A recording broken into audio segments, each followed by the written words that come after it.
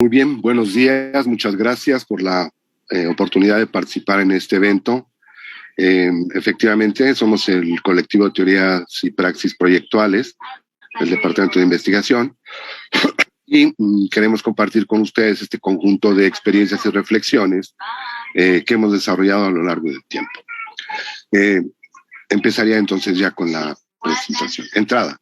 Como miembros del colectivo docente Teorías y Praxis Proyectuales, que valoramos la relevancia de este evento para la vida institucional que nos convoca al mejoramiento de la docencia, queremos aportar algunas reflexiones que han tenido su origen al interior del colectivo, y no solo porque sea una obligación intrínseca de los colectivos docentes, sino porque lo consideramos una responsabilidad. Nosotros partimos de una divisa fundamental, la del pensamiento crítico, sus formulaciones y sus maneras de desplegarse en el campo educativo, que se ha concretado ya en diversos trabajos y formulaciones en distintos ámbitos de la docencia, la investigación y la preservación y difusión de la cultura. Trabajamos en el análisis y la unificación de las cartas temáticas de las UEAs teóricas de la licenciatura de arquitectura desde esta perspectiva fundante, logrando también el fortalecimiento del trabajo colaborativo y la producción de materiales de apoyo a la docencia con distintas modalidades. La intencionalidad de estas revisiones se dirige también a la articulación y continuidad con las UEAs teóricas del tronco general de asignaturas. Fragmentos. Así que a las actuales incipientes formulaciones diagnosticales del espectro de la docencia en el departamento, que se dan en los espacios estancos de la colegialidad dirigida, habría que recordarles la condición procesual implicada en las mutaciones que hoy observamos. Diversos procesos históricos se han confluido en el moldeo de los pragmáticos componentes, por más que la historia consista hoy día un pecado pretendidamente negador del futuro. Diversas dialécticas configuraron en sus prevalencias políticas paulatinos pero permanentes procesos de abandono de directrices claras pero calificadas y desechadas por antiguas. Diversos señalamientos para la reconfiguración de las instancias organizativas de las actividades sustantivas fueron arrastradas por el viento que impulsaron la comodidad y los intereses particulares, convirtiendo entonces el panorama en un yermo en el que la caracterización de voz crítica desempeñada por el departamento de la Fundación se convirtió en analogía del ambiente político externo, una amenaza. El escenario fue entonces un recorte en el vocabulario y su accionar en el mundo de la vida, y cuestiones como ¿por qué?, ¿para qué?, ¿qué proyecto académico?, fueron formulaciones desterradas. En este apuntado escenario de olvidos, de borramientos de la memoria, de ver solo al futuro como si la institución naciera hoy, muy acorde con la lógica explicativa del filósofo italiano Mario Perniola, que nos señala que lo importante hoy es saber guardar un secreto, con la consiguiente pérdida de la función crítica y el liderazgo que el departamento había cumplido históricamente. Ese fue el resultado que, por supuesto, habría que desarrollar mucho más para tener una imagen cabal de la situación, pero que en términos generales tiene sus determinantes en los aspectos señalados y que en su versión completa habría que resolverse en la solución de las contradicciones en el campo específico. Diáspora.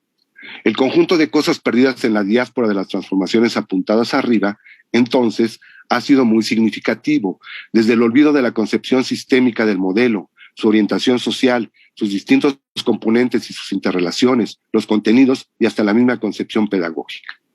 Es por ello necesario el abordaje de la condición sistémica y multidimensional que dichos procesos conllevan y reconstituir los fragmentos del espejo roto, entrecomillado, o en una consideración muy cara a los creyentes de la posmodernidad y sus velos, de construir. Para superar las formulaciones fragmentarias con las que se pretende acercarse la temática a la docencia, separando sus distintas dimensiones y reduciéndola a sus aspectos de menor jerarquía, opera aún de mero carácter instrumental, o el olvido de la formación crítica. Y como si esto no fuese ya preocupante, las diversificaciones a modo de la cualidad o gusto particular de las vertientes, de las orientaciones de los contenidos curriculares y de las líneas investigativas, coincidentes en la extrema sublimación del yo, han relevado aún más la balcanización existente. Ya los ejes fundantes, convertidos en míticas arqueológicas, yacen en los repositorios memoriales de algunos pocos fundadores sobrevivientes o en escasos jirones de las generaciones intermedias que todavía estuvieron en disposición de construir sobre ellos. Y así, las temáticas divergentes al modelo fundacional pretenden arrastrarnos a la ratificación de sus lógicas y estrategias, aplicando un extremo forzamiento del carácter semiótico o de la ludización de la vida humana y de las objetivaciones material y simbólica de las formas de despliegue de las modalidades civilizatorias actuales, asumiendo la pretendida validez absoluta de su restringido marco ético y la ansiosa búsqueda de convalidación de formulaciones como propiamente teorías del diseño, dando pie aún más a la minusvaloración de la teoría que distintas concepciones tecnocráticas y sus respectivas posiciones políticas dentro del campo divisional han tenido a lo largo del tiempo. Caminos. En estas perspectivas cortadas se olvida que uno de los componentes fundamentales en el despliegue de la actividad formativa lo es el currículo y el modelo del cual deriva, creación deformada una y otra vez por motivaciones supuestamente pedagógicas o francamente políticas. Para nosotros el abordaje inicial, la primera aproximación, o bien el primer nivel de la espiral del conocimiento, implica repensar de manera diacrónica y sincrónica diversos topos. Esto es, avanzar de lo global al detalle y a la inversa, y no quedarnos en el detalle como pretenden las voces unificadoras de la homogeneidad. Esto es, la búsqueda de inserción de ese tema en la totalidad concreta de una realidad compleja, dispersa, cambiante y multivariada que expresa las profundas contradicciones sociales y sus mecanismos de diferenciación social, tanto dentro como tanto fuera como dentro del campo educativo. No se puede avanzar sin respondernos una serie de preguntas como ¿qué significa educar en medio de las agudas y dolorosas transformaciones que están viviendo nuestras sociedades latinoamericanas? Nos preguntamos junto con Esquivel Marín. Y siguiendo a Freire y a Hannah Arendt, responde que la educación verdadera es praxis, reflexión y acción del hombre sobre el mundo para transformarlo. La educación es un acto de amor, solidaridad y coraje, práctica de y desde la libertad dirigida hacia la realidad, a la que no teme hipostasía, pero tampoco desdeña, más bien busca transformarla, adecuarla a un proyecto interminable de vida digna y fraterna. Y por ello, el papel que juega la universidad como componente del conglomerado social es de una importancia radical. Y en la indagación de esta compleja realidad, el descenso de ubicación de distintos componentes, entre ellos la necesidad de asunción de una emergencia que se revela poderosamente como pandémica, pero que solo es la punta de una crisis equiparable a una guerra de baja intensidad permanente. Esto que algunos ya se atreven a caracterizar como una crisis civilizatoria y que nos arroja de frente a una dura realidad. ¿En qué medida hemos contribuido como institución a configurar este panorama? Bueno, sobre el mejoramiento de la docencia en el contexto actual, ante el escenario impuesto por la pandemia para resolver la continuidad de la educación, muchos expertos de todos los niveles educativos solo se preocupan y ocupan en dar respuesta inmediata a problemas de carácter funcional. Pero en este panorama surge una pregunta central. El acelere de las nuevas formas es un proceso de tecnologización imparable de la educación que se quedará más allá de la emergencia. ¿O es posible que estemos ante una oportunidad para repensar el objetivo de la educación, incluyendo el papel que pueden jugar las nuevas tecnologías en este proceso? Es indudable que estamos ante cambios importantes. Sin embargo, el rumbo se define a partir de los objetivos que imprimamos al proceso educativo. El proceso educativo es un proceso complejo en términos de los objetivos y actores de las formas de llevarlo a cabo. Pensarlo en esta integralidad permitiría una mejor comprensión en un estado de crisis como el que nos encontramos. Todo proceso educativo tiene dos grandes componentes y múltiples elementos en cada uno de ellos, pero además se desarrolla en contextos específicos que son determinantes en el mismo proceso. El primer elemento que queremos señalar es el pedagógico, cuya esencia filosófica, sociológica y política conforma un modelo de interpretación de cada una de las disciplinas. Responde a las preguntas de qué y para qué, el para qué del conocimiento. Y el segundo es el elemento didáctico que nos permite establecer diversas estrategias para llegar a un resultado. Ambos elementos no pueden estar disociados y su articulación es determinada por el contexto educativo. Más allá de la emergencia sanitaria, ha existido desde hace años una preocupación por la deriva de la educación. Incluso la UNESCO ha propuesto que la educación se considere como un movimiento permanente que comprometa a cada individuo y a toda la sociedad con sus propios aprendizajes. Bajo esta perspectiva, es elemental que la educación se centre en el aprender a aprender, aprender a ser, aprender a hacer y aprender a convivir. Aprendizajes organizados en función de un porvenir, además socialmente creado. En este sentido, fomentar el pensamiento crítico es más que indispensable, pues la función o cometido del pensamiento, siguiendo a Hugo Semmelmann, es comprender algo muy complejo, en este caso, la realidad cambiante con todos sus múltiples fenómenos heterogéneos. Y en esa línea podemos concebir nosotros a la formación como una determinada manera de articular el conocimiento con la conciencia, desde cualquier campo disciplinar. En este caso, desde el diseño y la arquitectura, en tanto pueda consistentemente potenciar a una persona para construir su realidad, lo que supone que el individuo tenga el sentido del cual y para el cual construye esa realidad. Tal como señala David Perkins, la gente aprende cuando tiene una oportunidad razonable para hacerlo.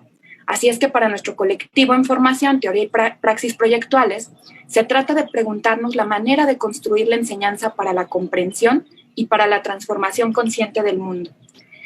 En esta perspectiva, de carácter general, es posible incorporarla al ámbito específico de la planeación pedagógica, pues en el modo de construir una propuesta de diseño de una asignatura puede configurar una enseñanza para la comprensión, tratando de generar en el estudiante un pensamiento exploratorio, reflexivo, crítico, más allá de lo meramente enunciativo. Y esto es porque la actuación de los diseñadores, de los arquitectos, no es inocua. Los objetos que se diseñan, como las configuraciones, por ejemplo, del hábitat en el ámbito de la arquitectura, inhibirán o propiciarán comportamientos, es decir, prácticas. Desde el punto de vista didáctico, como hemos mencionado, se centra en la pregunta del cómo aprender, lo cual implica pensar las mediaciones como instrumentos para llevar a cabo un proceso pedagógico. Cada herramienta didáctica corresponde a un escenario determinado. No hay recetas aplicables en la educación y es por ello que la tecnología no puede sustituir a los procesos pedagógicos. Siguiendo a Freire, los estudiantes de entrada no son cajas vacías o repositorios que hay que rellenar de contenidos, y es indispensable que las mediaciones tecnológicas cuenten con estrategias didácticas, es decir, o por ejemplo, para poder cumplir objetivos pedagógicos, algunas de ellas, diálogo simultáneo, lecturas comentadas, debates dirigidos, lluvias de ideas, técnicas expositivas. Pero además de esto, hoy se presentan disyuntivas importantes para la educación superior. Pareciera que la emergencia ha traído consigo la posibilidad de escenarios permanentes basados en las nuevas tecnologías. Y aquí el contexto de aprendizaje no es menor. Y preguntemos lo que ocurre con nuestros salones, con nuestros estudiantes. En la práctica cotidiana de la emergencia nos encontramos con la desigualdad social que limita y en el mejor de los casos genera procesos dispares de aprendizaje entre nuestros estudiantes. Y en el peor de los casos los imposibilita por su situación socioeconómica. Pero más allá del acceso o no a la virtualidad en el contexto de emergencia, esta posible permanencia sugiere otras dos aristas del problema que no pueden obviarse. La primera es la importancia de la sensorialidad en los entornos físicos de aprendizaje, donde el cuerpo y el lenguaje corporal juegan un papel importante, porque esto se convierte en una forma de medir o de intervenir para saber orientar también a un grupo en específico, y también el espacio físico, que es indispensable para democratizar el acceso a la educación. Muchos de nuestros estudiantes no cuentan con computadoras, no tienen el mismo acceso a una serie de elementos que en la universidad sí. Como diría Adriana Puigros, no se trata de volver a la normalidad, sino de generar a partir de las crisis nuevas normalidades. Y en este sentido, desde nuestro colectivo pensamos que la parte medular de la cuestión estaría en 5 elementos básicos. Primero, la construcción de una nueva concepción en la educación, que implica, uno, la transformación de la realidad, la democratización de la cultura como una autocreación de la vida cotidiana, la superación entre alta y baja cultura, entre educación formal e informal, la visibilización de sectores populares como agente del cambio social, la potencialización de la conciencia crítica como representación analítica de las cosas. Un segundo elemento pensamos que es indispensable, la valoración del modelo fundacional. De entrada, porque sigue siendo válido, en tanto no haya sido desechado de manera formal por su valiosa propuesta sistémica, integradora, que no haya sido reemplazada por otra de igual validez en su mismo nivel dimensional. En esta perspectiva del pensamiento crítico, las críticas veladas o abiertas sobre el modelo debieran proponer una alternativa sistémica de la misma validez que el modelo original. Y la pregunta que nos hacemos en este sentido es, ¿queremos innovar pero estamos dispuestos a ello? ¿O solo pretendemos construir una ilusión sobre la innovación y el cambio en los aspectos más instrumentales? Un tercer elemento que consideramos fundante de este planteamiento es la correcta secuencia de las fases. Es decir, recuperar la continuidad y la relación, superar las aparentes rupturas del paso de un nivel a otro y reflexionar sobre la condición de la complejidad creciente, y esto se ve en la malla curricular en su conjunto. Un cuarto elemento sería la necesidad de articulación de los contenidos, esto es, con dos dimensiones básicas, la horizontal y la vertical, y finalmente la concepción pedagógica, que sería el quinto elemento que proponemos. El mejoramiento de la docencia implica la superación de concepciones educativas que el propio neoliberalismo implantado o potenciado en las instituciones de educación superior, la tradicional concepción bancaria, de la que se ha escrito un montón, y la racionalidad instrumental. Nuestra concepción pedagógica parte de una perspectiva crítica latinoamericana centrada en la formación del pensamiento crítico en los estudiantes como un componente de la inteligencia o el pensamiento proyectual. En este sentido, recogemos algunos planteamientos de Buenaventura dos Santos y apuntamos a una vertiente del pensamiento que articule la teoría y la práctica, entendiéndolas como componentes de un mismo proceso, la praxis, y donde se despliega justo la inteligencia proyectual. Una concepción que supone o que expone formas contrastadas, por ejemplo, de la construcción del hábitat en su condición histórica y que la producción de los espacios habitables también son procesos de esa compleja, determinada realidad que está determinada además por otra serie de elementos. En este sentido, retomamos la universidad en cuanto eje rector de los círculos virtuosos, como vemos en el siguiente diagrama, en el cual el campo experimental de las ideas es fundamental y es en el cual actualmente nos encontramos como docentes, implementando alternativas que pueden enriquecer y coadyuvar diversas vertientes de los rumbos que puede tomar la universidad, pero sin dejar afuera la noción de mejorar la calidad de las materias impartidas, en nuestro caso correspondiente a la arquitectura, con la finalidad de plantear mejoras en el entorno y finalmente plantear un mejoramiento en la calidad de vida de poblaciones determinadas.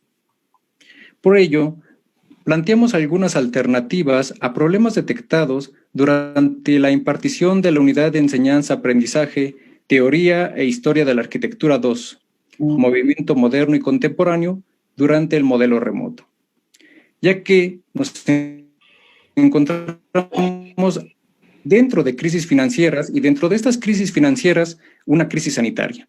Al respecto, retomamos a Ramos 2015, quien nos dice que el arquitecto y por supuesto las demás disciplinas nos vemos obligados a una forzada reconversión como cualquier otro sector productivo, entre ello la pérdida de la enseñanza en sitio. Para nosotros es fundamental el conocimiento de la arquitectura contemporánea y moderna mediante la realidad, puesto que si bien se pueden implementar diversas alternativas que han resultado satisfactorias mediante el conocimiento de estos espacios a través de análisis de revistas indexadas, de videos, el aprendizaje no es el mismo. Hay una pérdida del aprendizaje significativo. Entonces, resulta posible mejorar las experiencias de aprendizaje en la división cuando los procesos de enseñanza-aprendizaje permitan la adquisición de conocimientos que les resulten significativos a los estudiantes. Es cierto que cada estudiante responde al estímulo de la enseñanza de manera diferente, puesto que cada uno cuenta con un pasado que es justamente donde se encuentran los fundamentos de su juicio, por lo que retomar elementos del juicio dentro de los análisis de las expresiones sociohistóricas permiten la identificación del estudiante con los conocimientos. Al generar dudas y su resolución por parte de los alumnos, se fomenta la investigación, misma que puede coadyuvar en la nivelación del conocimiento de los alumnos, acompañada de talleres o visitas extracurriculares pensadas a realizarse posteriormente. Por lo tanto, proponemos adecuaciones a la Carta Temática Teoría e Historia de la Arquitectura 2 respecto a establecer vínculos entre teoría e Historia de la Arquitectura 1, Teoría e Historia de la Arquitectura 2. Asimismo, incluir la temática de las vanguardias soviéticas dentro de las temáticas abordadas, establecer relaciones entre el Buchthemas y la Bauhaus, explicar la finalidad de los diseños realizados posterior a la Revolución de Octubre en Rusia, incorporar la lectura sistémica desde los enfoques antropológicos, ontológicos, epistemológicos, económicos, entre otros, que permitan leer un mismo proceso en el ámbito de la arquitectura. Finalmente, incorporar el concepto de ambiente sociourbano. En cuanto a la metodología, promover trabajos en foros de discusión, trabajo en taller-aprendizaje basado en problemas, fomentar la investigación en los estudiantes, fundamentar las decisiones de diseño. A manera de conclusión, no cerramos, más bien establecemos un llamado a continuar estas reflexiones, de igual forma descendiendo a niveles más cercanos, la reflexión y criba crítica sobre el papel desempeñado por las tecnologías como elementos diferenciantes en la cualificación de nuestros alumnos y, por ende, transformadores del perfil de egreso de los profesionistas formados en nuestras aulas, que tendrían como su equidistante en la interpretación del papel de las tecnologías en la guerra híbrida por reconfiguración del sistema mundo, y también sobre la necesidad de atender la emergencia de nuevos paradigmas orientados desde una opción ético-política emancipatoria, como por ejemplo, retomando lo mencionado por Esquivel en 2017, lo cual consiste en que las perspectivas de la complejidad y de sistemas sociales resultan útiles en la medida en que nos permiten tener una lectura estructural y sistémica del mundo, donde el sujeto tiene capacidad de interactuar de manera crítica y propositiva a partir de una serie de condicionantes y sobredeterminaciones, pero nunca está por completo determinado, ni es una entidad fija. Pues tan importante resulta hoy tener una lectura de conjunto del sistema mundo global como ver las posibilidades que tienen los sujetos sociales de interactuar entre sí y de modificar el estado de cosas imperante. Es decir, tan importante es pensarnos en la globalidad como en los entornos locales, donde la interrelación, autoorganización y recursividad del sistema mundo puede ser una camisa de fuerza para pensar la potencia de subjetivación y de los colectivos de trastocar la